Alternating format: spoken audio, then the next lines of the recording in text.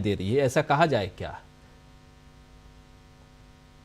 जी, देखिए, सबसे पहले तो राहुल गांधी और समूचे विपक्ष को बधाई। संविधान के 75वें साल में आरएसएस के 100 साल में गिफ्ट करना चाहते थे संविधान को खत्म करके, वो आज संविधान के सामने नतमस्तक भी है और उस पर बहस भी करने के लिए मजबूर है। वो बात अलग है कि वो ये कह रहे हैं कि संविधान के रक्षक हम हैं। अब ये दौर है कि जो भक्षक है वो अपने आप को रक्षक कहने लगे। कुछ लोग उदाहरण देते ही हैं कि सीता जी को रावण जब अपहरण करने आया तो वो साधु वेश में आया था। तो ये वो लोग हैं जो असल में संविधान को खत्म करने की मंशा रखते हैं, और ये कोई आज से नहीं रखते।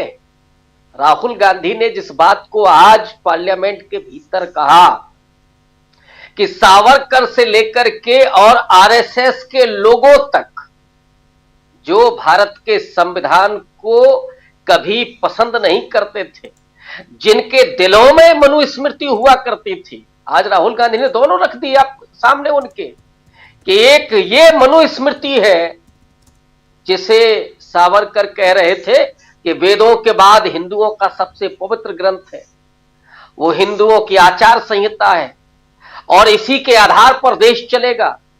लेकिन नेहरू, गांधी और अंबेडकर और तमाम संविधान सभा के प्रतिनिधियों ने एक ऐसी किताब का निर्माण किया, अब उसमें पन्ने कितने भी हों, अनुराग ठाकुर से हम क्या उम्मीद कर सकते हैं? कम से कम इस बहस ने यह तो बता दिया कि भारतीय जनता पार्टी में कितने अनपढ़ बैठे हैं।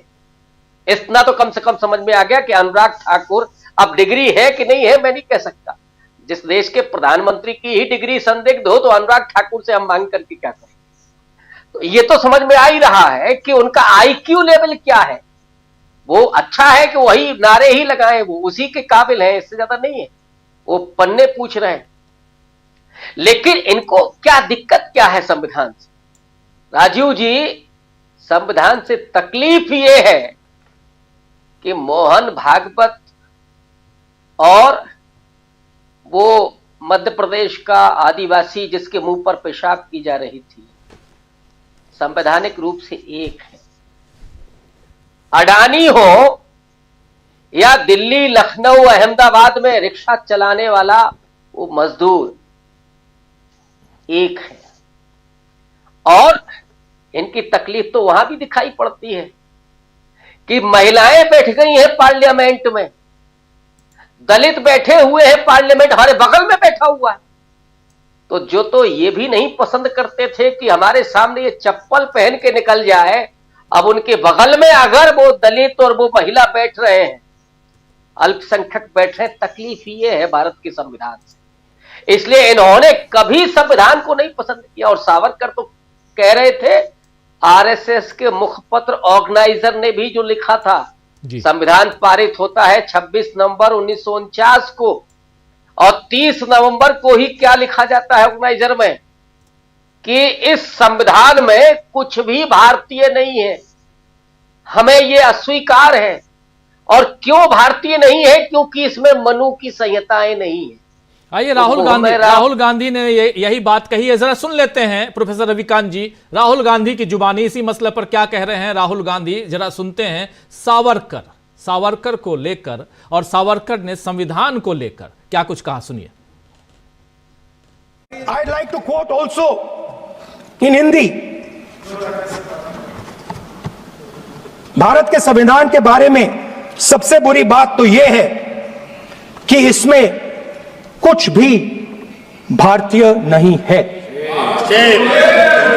भारत के संविधान के बारे में सबसे बुरी बात तो यह है कि इसमें कुछ भी भारतीय नहीं है। यह आपके नेता ने कहा था, जिसकी आप पूजा करते हैं।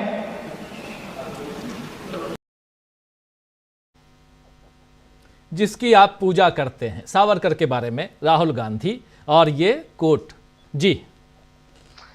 तो ये वो लोग हैं जिन्होंने पहले दिन से संविधान को अस्वीकार किया। लेकिन हुआ ये कि लोकसभा चुनाव के पहले मुनादी कर रहे हैं। दरअसल 100वां साल आरएसएस का, तो गिफ्ट देना था अपने गुरु जी को। अब वहां तो गुरु ही चलता है ना आरएसएस की शाखाओं में। गिफ्ट क्या देना था? अभी जो तमाम बाबा चिल्ला रहे हैं हिंदू राष्ट्र बनाना है, ये सब संविधान द्रोही है। मोदी जी असल में अगर संविधान की रक्षा करना चाहते हैं तो इन बाबाओं को जेल भेजें पहले तो, इन पर ये पीए की धारा लगाए। देशद्रोही है ये सब जो बोल रहे हैं।